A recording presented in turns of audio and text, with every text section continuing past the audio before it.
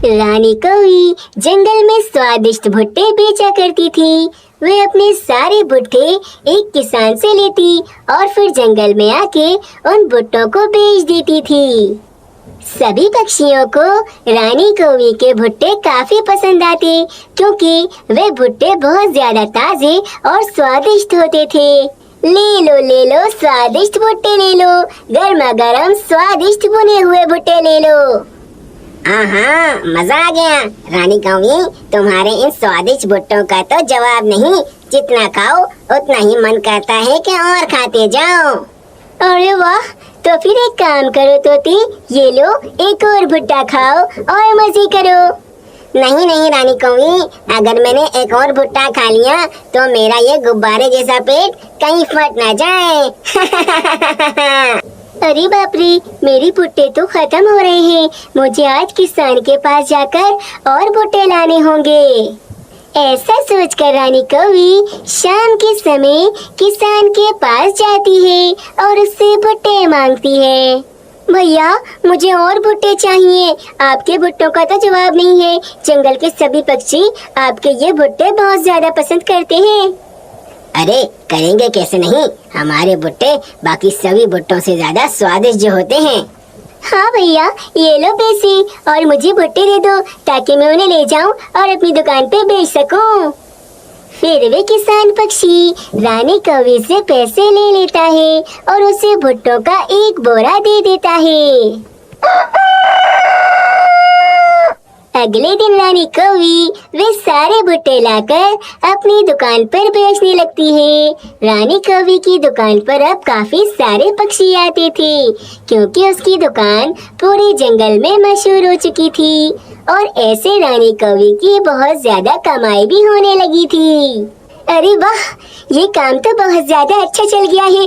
मुझे तो बहुत सारी कमाई हो रही है। ऐसे ही भुट्टे ला के बेचती रहूं तो मैं बहुत ज्यादा कमा सकती हूँ। परंतु ज्यादा पैसे आने के कारण रानी कौवी के दिल में लालच भी आ जाता है। अरे, मेरी कमाई हो तो रही है परंतु ये काफी नहीं है। अगर मैं उस किसान से उसके भुट्टे आधी कीमत पर लूं तो मेरी कमाई दुगनी हो जाएगी और अगर अपनी दुकान पर वही भुट्टे मैं 3 गुना ज्यादा कीमत पे बेचूंगी तो मेरी कमाई तो 3 गुना हो जाएगी। हाँ, अभी उस किसान के पास जाती हूँ और उससे कहती हूँ कि आधी कीमत पर भुट्टे देना है तो दे, वरना मैं किसी और किसान से भुट्टे ले लूंगी। रानी कौवी के दिल में लालच आ चुका था और फिर वे निकल जाती है किसान से आधी कीमत पर भुट्टे लेने के लिए। देखो किसान पक्षी, मेरी वजह से तुम्हें काफी आमदनी होती है और तुम बहुत पैसे कमाते हो। मैं ही तुम्हारे काफी सारे भुट्टे लेके जाती हूँ, इसीलिए आज से तुम मुझे ये भुट्टे आधी कीमत पर दोगे तभी मैं ये भुट्टे लूंगी। अरे ये क्या कह रही हो तुम? अगर मैं तुम्हें भुट्टे आधी कीमत पे दे दूंगा तो मुझे तो नुकसान हो जाएगा। ऐसे तो मेरा कबाड़ा हो जाएगा और दिवालिया निकल जाएगा। देख लो, अगर तुम्हें मुझे भुट्टे देने हैं आधी कीमत पर तो फिर दे दो, वरना तो मैं किसी और किसान से भुट्टे जाकर ले लूंगी। अरे मूर्खता मत करो, मेरे जैसे भुट्टे और कोई किसान नहीं ले सकता। मेरे भुट्टे बहुत ज्यादा स्वादिष्ट हैं और मैं इतनी ही कीमत पर दूंगा। तो फिर ठीक है, तुम्हें भुट्टे नहीं देने तो मत दो, मैं किसी और किसान से जाकर भुट्टे ले लूंगी। तुम अकेले ही नहीं हो इस जंगल में। फिर क्या था, रानी कौवी गुस्से में वहाँ से चली जाती है और किसी और किसान से आधी कीमत पर बहुत सारे भुट्टे ले लेती है। अब देखना, इन आधी कीमत पे लाए हुए भुट्टों से मुझे कितनी कमाई होती है। अरे रे रानी कौवी, ये कैसे भुट्टे लाई हो तुम? ये तो बिल्कुल स्वादिष्ट नहीं है, ना खट्टे ना मीठे ना नमकीन, बल्कि ये तो बिल्कुल सादे हैं। इसे खाने के बाद तो उल्टी आ रही है। अरे, ये तुम क्या कह रहे हो? मेरे भुट्टे बहुत ज्यादा स्वादिष्ट हैं, झूठ मत बोलो तुम। अरे जाओ जाओ, अपने भुट्टे खुद ही रखो, मैं नहीं खाने वाला तुम्हारे भुट्टे। इतने सड़े हुए बेस्वाद भुट्टे मैं तो नहीं खा रहा। ऐसे रानी कौवी की एक गलती की वजह से उसकी दुकान पे अब कोई भी पक्षी नहीं आता था। कालू कालू, मैं क्या करूं? मैंने बहुत बड़ी गलती कर दी जो उस दूसरे किसान से आधी कीमत पर भुट्टे ले लिए। मेरी दुकान पर अब कोई भी पक्षी भुट्टे खाने नहीं आता क्योंकि वो बहुत ज्यादा बेस्वाद भुट्टे हैं। रानी कवि, चिंता क्यों करती हो? मेरे दिमाग में एक बहुत बढ़िया उपाय है जिससे हम वे सारे भुट्टे भी बेच देंगे और बहुत सारे पैसे भी कमाएंगे। अरे, ऐसा क्या उपाय है तुम्हारे दिमाग में जो तुम इतनी जोरों से हंस रहे हो? देखो रानी, हम उन सारे भुट्टों पर नशे की दवाई मिलाकर लगा देते हैं। फिर जो भी पक्षी हमारी दुकान पर आकर वो नशीले भुट्टे खाएगा, कुछ दूर जाकर वे गिर जाएगा। फिर उसके पास जो भी पैसे होंगे, मैं चुपके से वो पैसे लेकर वहाँ से चला जाऊंगा। ऐसे हमारी कमाई भी हो जाएगी और हमारे भुट्टे भी बिक जाएंगे। अरे वाह कालू, तुम तो बहुत ज्यादा चतुर हो। क्या उपाय बताया है तुमने? मैं अब ऐसा ही करूंगी। फिर दोनों मिलकर उन भुट्टों पर नशीली दवाई लगा देते हैं और सुबह होते ही रानी कौवी अपनी दुकान पर वे नशीले भुट्टे बेचना शुरू कर देती है। फिर क्या था, अब जो भी पक्षी वे नशीले भुट्टे वहां आकर खाता, वे कुछ दूर जाकर बेहोश हो जाता था और कालू कौवा उसका सारा कीमती सामान लेकर अपने घर चला जाता था। ऐसे रानी और कालू ने जंगल के पक्षियों को लूट लूट कर अपने घर में बहुत सारा धन जमा कर लिया था। फिर एक दिन सोनू चिड़ा रानी कौवे की दुकान पर भुट्टा खाने आता है। उसके गले में एक सोने की चेन होती है। अरे वाह, ये तो तगड़ा शिकार है। इसके पास तो सोने की चेन है। अभी इसे नशीला भुट्टा खिलाकर बेहोश कर देती हूँ। परंतु सोनू चिड़ा बहुत ज्यादा चालाक था। वो भुट्टा नहीं खाता बल्कि उस भुट्टे को खाने की एक्टिंग करने लगता है।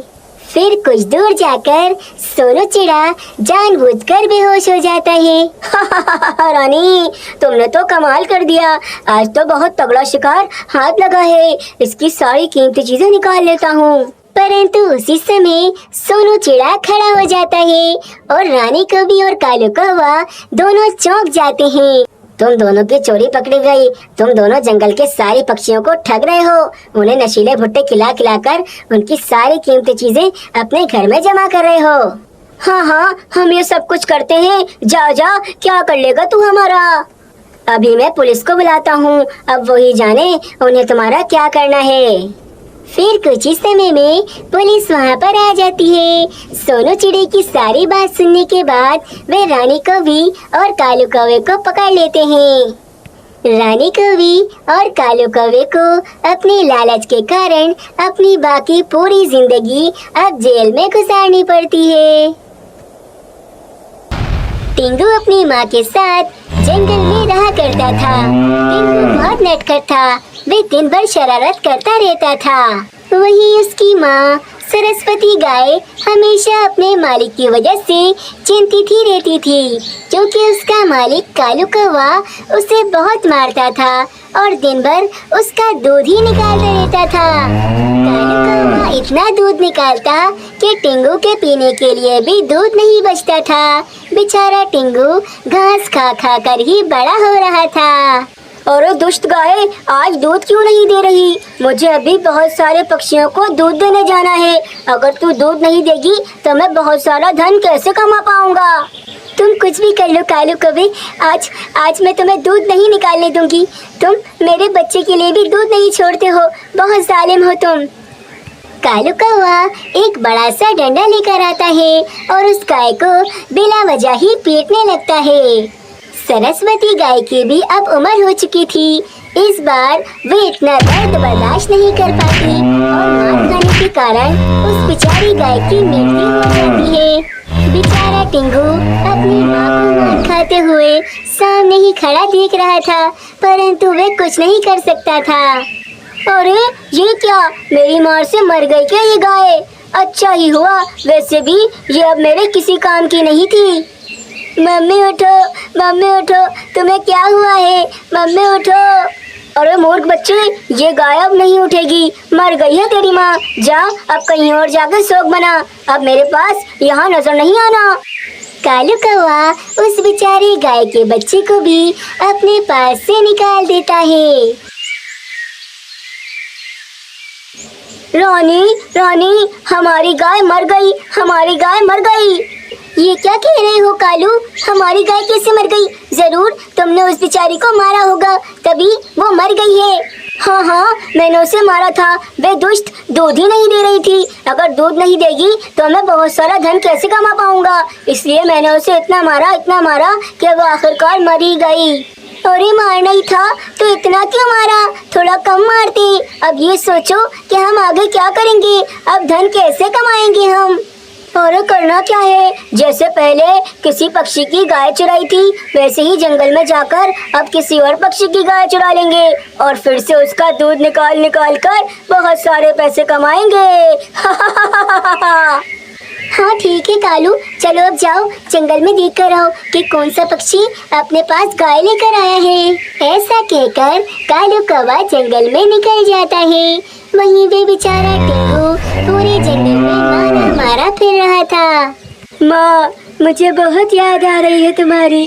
माँ, वापस लौट आओ। मैं इस जंगल में अकेले कहाँ जाऊँगा, मैं कैसे रहूँगा? चलते चलते बेचारा टिंगू बहुत थक जाता है और फिर वे एक पेड़ के नीचे आराम से उदास खड़ा हो जाता है। मीनू चिड़िया जंगल में भोजन ढूंढने आई थी, तभी वो उस गाय के बच्चे को देखती है। अरे तुम इतने उदास क्यों खड़े हो, क्या हुआ तुम्हें? चिड़िया मासी, मेरी माँ को उस काले कौवे ने मार डाला। इतनी जोर जोर से उसको मारा कि वो मर गई। क्या वो दुष्ट कालू कौवा? वे दोनों कौवा कौवी बहुत ज्यादा दुष्ट थे, परंतु ये तो हद ही हो गई। अब उन दोनों को सबक सिखाना ही पड़ेगा। चिड़िया मासी, मुझे अपनी माँ की बहुत याद आ रही है। मैं क्या करूँ, मैं कहाँ जाऊँ? इस जंगल में मैं बिल्कुल अकेला हूँ, मेरा कोई भी नहीं है। तुम चिंता मत करो, तुम मेरे साथ चलो। आज से तुम मेरे साथ ही रहना, हम दोनों साथ में बहुत खुश रहेंगे। फिर मीनू चिड़िया टिंगू को अपने साथ लेकर चली जाती है। टिंगू मीनू चिड़िया के साथ बहुत खुश रहने लगता है। फिर एक दिन मीनू चिड़िया टिंगू को घास खिलाने के लिए जंगल में लेके जाती है। खाओ खाओ टिंगू, आराम से घास खाओ। अब तो तुम बड़े हो गए हो, ये घास तुम आराम से खा सकते हो। परंतु तभी मीनू चिड़िया और टिंगू देखते हैं कि कालू कौवा एक गाय को चुराने की कोशिश कर रहा है। वो देखो चिड़िया मासी, ये वही कालू कौवा है जिसने मेरी माँ को मारा था और अब ये किसी और गाय को चुरा रहा है। ये उसके साथ भी बहुत जुल्म करेगा और उसे बहुत मारेगा। तुम चिंता मत करो टिंगू, इस बार मैं इस कालू कौवे को ऐसा सबक सिखाऊंगी कि ये हमेशा याद रखेगा।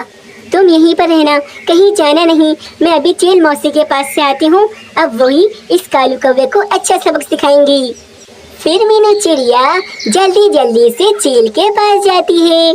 चील मौसी, आप उस कौवे को खा जाओ, वे कौवा बहुत दुष्ट है, उसकी वजह से जंगल को बहुत नुकसान हो रहा है। मीनू चिड़िया, तुम्हें पता है ना, मैं किसी अच्छे पक्षी को कभी नहीं खाती। अगर वो बहुत ज्यादा ही दुष्ट होगा तो ही मैं उसे खाऊंगी। फिर उस कालू कौवे ने जो किया था वो सब कुछ वे चील को बताती है। अरे ये कालू कौवा तो बहुत ज्यादा दुष्ट है, इससे दुष्ट पक्षी मैंने आज तक नहीं देखा। वैसे भी मुझे बहुत भूख लग रही है, अब ये कालू कौवा नहीं बचेगा। चलो मीनू चिड़िया। फिर क्या था, मीनू चिड़िया और चील फौरन से कालू कौवे के पास पहुंचते हैं। कालू कौवे, आइंदा से तुम किसी पक्षी को परेशान नहीं कर पाओगे, क्योंकि अब मैं तुम्हें अपना भोजन बना लूंगी।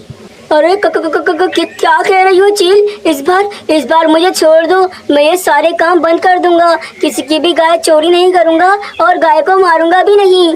नहीं कालू कौवे, तुम्हें हर बार पक्षियों ने बहुत मौके दिए हैं, परंतु तुम नहीं सुधरने वाले। इस बार तो मुझे भूख भी बहुत जोरों की लग रही है, अब तुम मेरे पेट में जाने के लिए तैयार हो जाओ। फिर क्या था, चील उसी समय कालू कौवे को मार डालती है और उससे अपना भोजन बनाकर खा लेती है। टिंगू देखो, इसी पक्षी ने तुम्हारी माँ को मारा था ना, आज ये खुद उस चील का शिकार बन गया।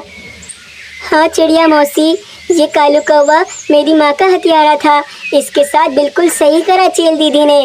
तेंदू के दिल को अब सुकून मिल जाता है और फिर वह मीनू चिड़िया के साथ हंसी खुशी रहने लगता है। एक जंगल बहुत ज़्यादा हसीन और हरा भरा था। उस जंगल में हर तरफ खुशहाली थी, पर उसका कारण सिर्फ एक ही था। उस जंगल में स्थापित शक्तिशिला तोते महाराज। जब तक हमारे जंगल में ये शक्तिशिला है, तब तक हमारे जंगल को कुछ नहीं हो सकता। ये जंगल ऐसे ही हरा भरा रहेगा। वहीं दूसरी तरफ कालू कौवा एक झील के पास बैठा हुआ था। कालू कौवा, अरे वाह, क्या मौसम है! हमारे जंगल में तो मज़ा आ रहा है। पर तभी उस झील में से एक जलपरी बाहर आती है। कालू कौवा, अरे बाप रे, ये क्या है? एक जलपरी! कोई मुझे बचाओ, ये जलपरी मुझे खा जाएगी। जलपरी, डरो मत कालू कौवे, मैं जानती हूँ इस पूरे जंगल में तुम ही वो पक्षी हो जो मेरा ये काम कर सकते हो, इसलिए मैं तुम्हारे पास आई हूँ। कालू कौवा, अरे जलपरी, पर मैं तुम्हारे काम कैसे कर सकता हूँ? तुम तो पानी में रहती हो और मैं ज़मीन पर। जलपरी, कालू कौवे, देखो, तुम्हारे जंगल में एक शक्तिशिला है जो मुझे चाहिए। उसी की वजह से तुम्हारा जंगल एकदम हरा भरा रहता है। तुम वो मुझे ला के दे दोगे? कालू कौवा, पर क्या करोगी तुम उस शक्तिशिला का? जलपरी, कालू कौवे, मैं उस शक्तिशिला को अपनी झील में ले जाऊंगी। इसकी वजह से मेरी झील भी बिल्कुल पवित्र हो जाएगी। अगर तुम मुझे वो ला दोगे तो मैं तुम्हें समंदर से बहुत सारा खजाना ला के दूंगी।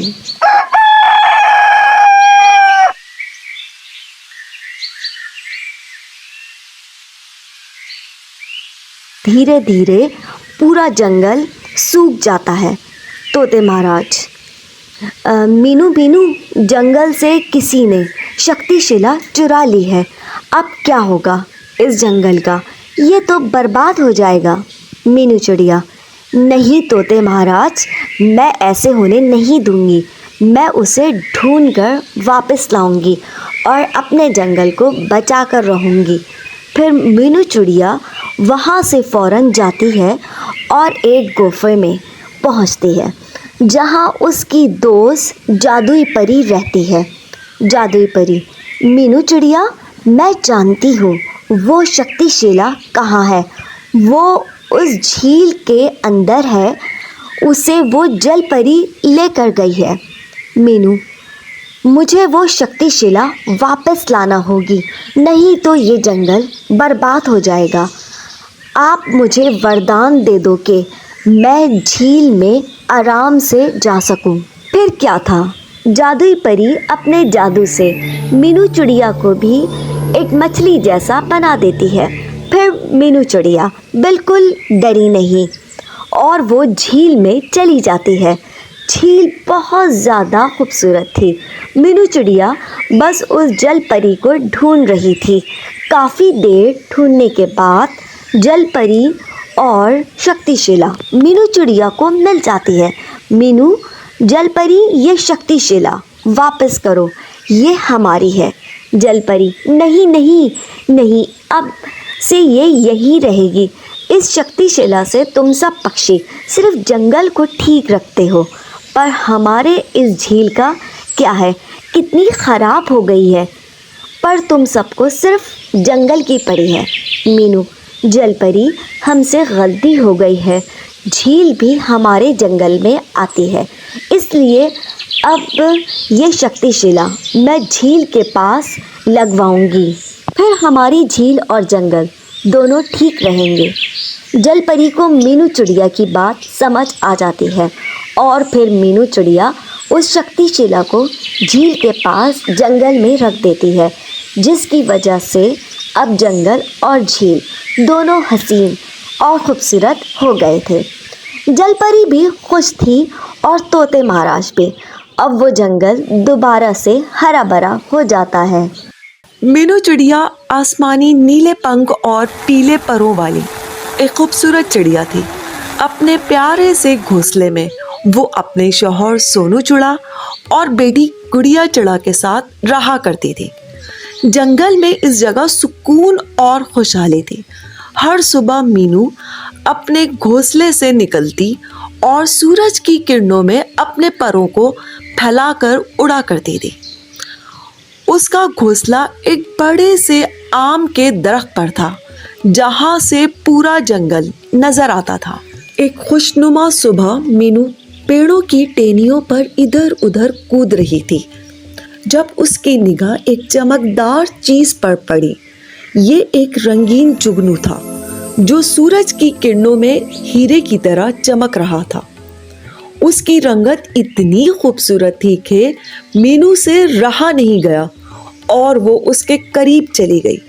मीनू खुशी से फुदक उठी और जुगनू को गौर से देखने लगी। जुगनू अपने शैल में छुपा था, लेकिन उसकी चमक मीनू को अपनी तरफ खींच रही थी।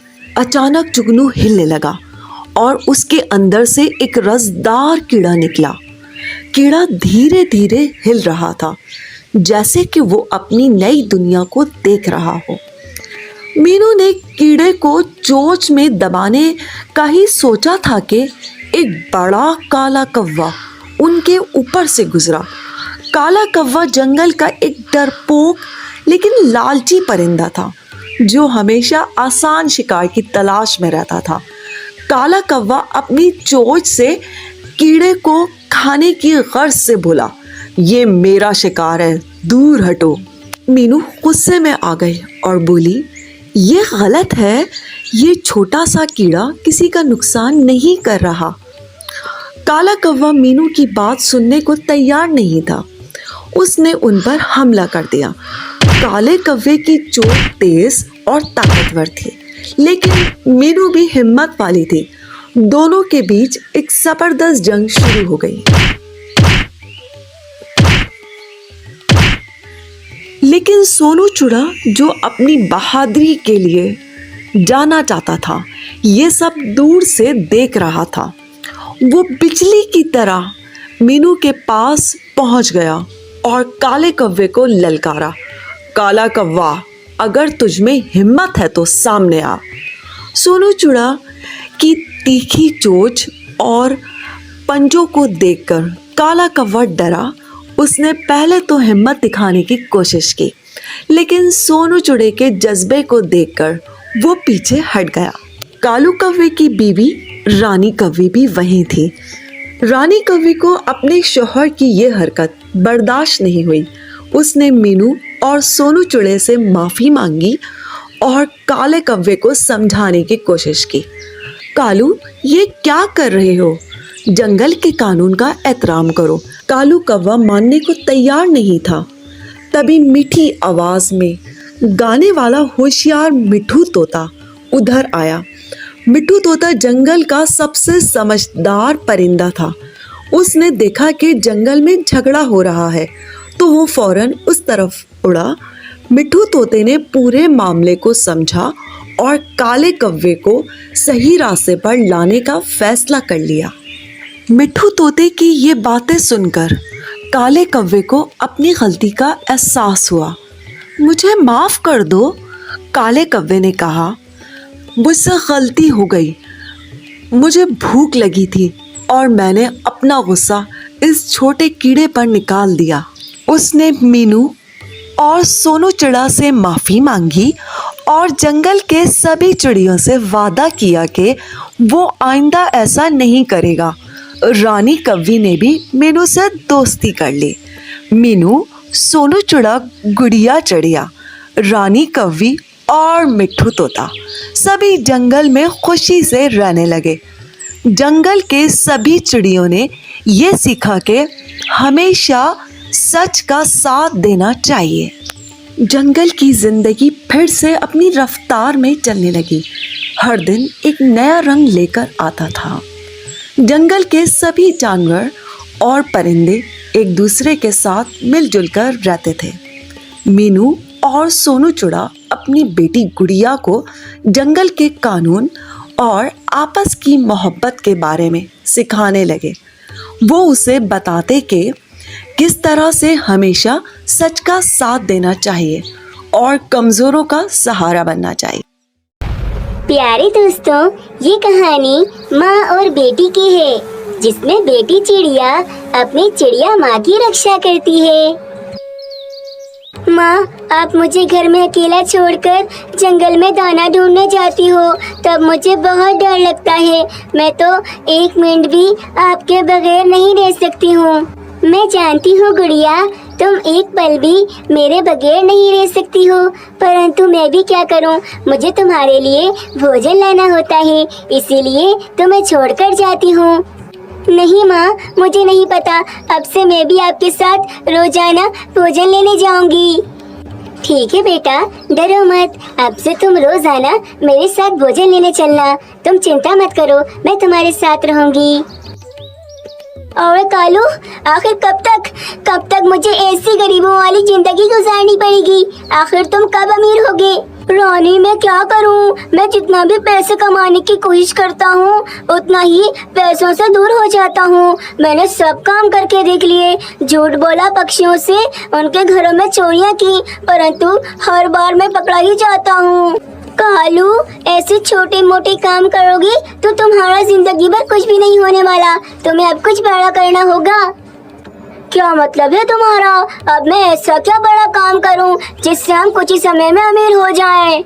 अरे मूर्ख कौवे, तुम्हें कुछ पता भी है या फिर नहीं? तुम्हारी वो कजन बहन है ना, मीनू चिड़िया, अगर एक बार वो किसी तरह मर जाए तो उसका सारा पैसा तुम्हारा हो सकता है। अरे क्या, ऐसा कैसे हो सकता है? मीनू चिड़िया का सारा पैसा मैं कैसे ले सकता हूँ? मीनू चिड़िया की बस एक छोटी सी बेटी है, उसके आगे पीछे और कोई भी नहीं है। अगर किसी तरह तुम उस मीनू चिड़िया की हत्या कर दो तो हम बड़ी आसानी से उसकी सारी जायदाद को हड़प सकते हैं। उसकी बेटी हमारा क्या ही कर लेगी। अरे वाह रानी, तुम्हारे शैतानी दिमाग में ये आइडिया तो बहुत कमाल का आया है। अब तुम देखना, मैं मीनू चिड़िया को अपने जाल में फंसाकर उसकी सारी दौलत अपने कब्जे में कर लूंगा। फिर अगले दिन कालू कौवा मीनू चिड़िया के घर पे पहुंच जाता है। मीनू चिड़िया, जल्दी से मेरे साथ चलो। रानी को पता नहीं क्या हो गया है, उसकी तबीयत बहुत खराब हो गई है। तुम जल्दी से मेरे साथ चलो। आराम से कालू भैया, मैं आपके साथ चलती हूँ, चिंता मत कीजिए। गुड़िया बेटी, मैं यूं गई और यूं आई, तुम घर में ही रहना। फिर मीनू चिड़िया कालू कौवे के साथ उसके पीछे पीछे जंगल में निकल जाती है, परंतु कालू कौवा मीनू चिड़िया को घर ले जाने की बजाय एक पुरानी गुफा में लेकर आता है। अरे कालू भैया, आप मुझे घर ले जाने की बजाय यहाँ क्यों ले आए? क्या रानी बहन यहाँ पर कहीं है? हाँ, वो सामने देखो ना, रानी वहीं पर है, वहीं है सामने रानी। मीनू चिड़िया सामने दिखती है, परंतु कालू कौवा उसी समय उसके सर पर एक डंडे से वार करता है और बेचारी मीनू चिड़िया बेहोश होकर जमीन पर गिर जाती है। हो गया इस चिड़िया का काम।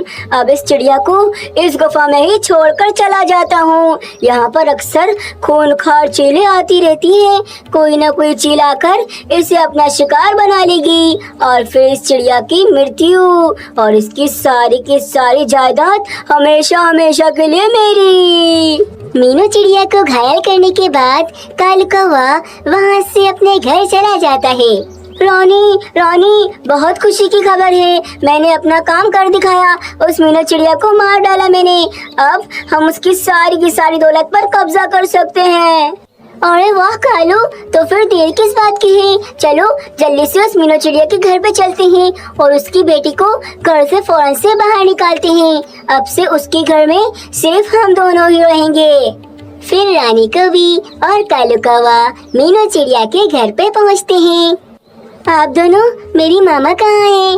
मामा कहाँ है मेरी? मार डाला, हमने तुम्हारी माँ को मार डाला। हाँ, हमें तुम्हारी माँ की सारी दौलत चाहिए थी, इसीलिए हमने उसे अपने जाल में फंसाया और उसकी हत्या कर दी। तुम्हारी माँ अब मर चुकी है और अब से तुम भी इस घर में नहीं रह सकती। निकल जाओ इस घर से बाहर। क्या आप दोनों ने मिलके मेरी मम्मा को मार दिया? आप दोनों बहुत ज्यादा बुरे हैं। मैं आप दोनों को नहीं छोड़ूंगी, अच्छे सबक सिखाऊंगी आपको। और इतनी सी चिड़िया की बच्ची हमें धमकी दे रही है, ये हमें सबक सिखाएगी। जा जल्दी से इस घर से निकल जा, वरना तेरी माँ के पास तुझे भी भेज दूंगा। कालू कौवा और रानी कौवे मिलकर मीनू चिड़िया की बेटी को उसी के घर से बाहर निकाल देते हैं। मैं अपनी मामा से कभी दूर नहीं रही, परंतु इन दोनों दुष्ट पक्षियों ने मुझे मेरी मामा से हमेशा के लिए दूर कर दिया। परंतु अब इन्होंने मुझे मेरी मामा से दूर करा है। मैं इन दोनों को सही सबक सिखाऊंगी, नहीं छोड़ूंगी इन दोनों को। वहीं दूसरी तरफ जिस गुफा में मीनू चिड़िया थी, उसी गुफा में मिट्टू तोता भोजन ढूंढता आ जाता है। अरे ये तो मीनू चिड़िया है, ये इस गुफा में क्या कर रही है? अरे ये तो बेहोश है और कितनी ज्यादा घायल है। इस गुफा में तो चीलें आती जाती रहती हैं। मुझे मीनू चिड़िया को यहाँ से फौरन ले जाना होगा, वरना अगर किसी चील ने ऐसे देख लिया तो वो इससे अपना भोजन बना सकती हैं। फिर मिट्टू तोता मीनू चिड़िया को वहाँ से उठाकर अपने घर ले जाता है और मिट्टू तोता मीनू चिड़िया का इलाज करना शुरू कर देता है। वहीं कालू कौवा और रानी कौवी मीनू चिड़िया के घर में अय्याशी कर रहे थे। वो मीनू चिड़िया के पैसों से बहुत सारे फल मंगा कर खा रहे थे। मैं अपनी माँ के हथियारों को बिल्कुल नहीं छोड़ूंगी। मुझे अब एक ऐसा उपाय मिला है जिससे मैं इन दोनों को ऐसा सबक सिखाऊंगी कि ये हमेशा याद रखेंगे। ऐसा सोचने के बाद गुड़िया चिड़िया उड़ती हुई एक चील के घोंसले में पहुंचती है। वहां से गुड़िया चिड़िया एक चील के बच्चे को उठा लेती है और वहां पर एक चिट्ठी रख देती है। गुड़िया चिड़िया उस चील के बच्चे को उठाकर कालू कौवे के घर में फेंक देती है। कुछ समय बाद जब चील को उसका बच्चा कहीं नजर नहीं आता, तो वो सामने घोंसले में पड़ी हुई उस चिट्ठी को पढ़ती है। मैं कालू कौवा हूँ और मैंने तुम्हारे बच्चे को अपना भोजन बनाने के लिए तुम्हारे घोंसले से अगवा कर लिया है। अब मैं उसे मजे ले लेकर खाऊंगा। अगर हिम्मत है तो मुझे ढूंढ लो कालू कौवा। मैं इस कौवे को छोड़ूंगी नहीं। इसकी हिम्मत कैसे हुई मेरे घोंसले से मेरे ही बच्चे को उठाकर ले गया। फिर क्या था, चील पूरे जंगल में कालू कौवे को ढूंढने लगती है। कुछ ही समय में ढूंढते ढूंढते चील को कालू कौवे का पता मिल जाता है।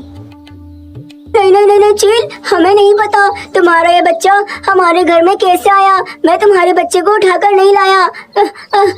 बचाओ, कोई बचाओ हमें। मैं तो शांति से अपने घोंसले में सो रही थी, परंतु तुम दोनों कौवा कौवी ने मेरे बच्चे को अगवा करके बहुत बड़ी गलती की है। अब मेरा भोजन बनने के लिए तैयार हो जाओ। ऐसे वे चील उन दोनों कौवा कौवी को वहीं पर जान से मार देती है और फिर अपने बच्चे को लेकर वहाँ से चली जाती है। फिर कुछ दिन बाद गुड़िया चिड़िया वापस अपने घर में रहना शुरू हो जाती है। तोता मीनू चिड़िया का इलाज कर रहा था। कुछ ही दिनों में मीनू चिड़िया भी ठीक हो जाती है और वे वापस अपने घर पे आ जाती है। गुड़िया चिड़िया मीनू चिड़िया को देखकर बहुत खुश होती है और उसे सब कुछ बताती है। माँ, मैं आपके बगैर तो रहना सीख गई थी, परंतु अब आप मुझे दोबारा से कभी छोड़कर नहीं जाना। नहीं मेरी गुड़िया, अब तो बिल्कुल चिंता मत करो। अब से मैं जिंदगी भर तुम्हारे साथ ही रहूंगी। ऐसे वो माँ और बेटी दोबारा से हंसी खुशी साथ रहने लगते हैं।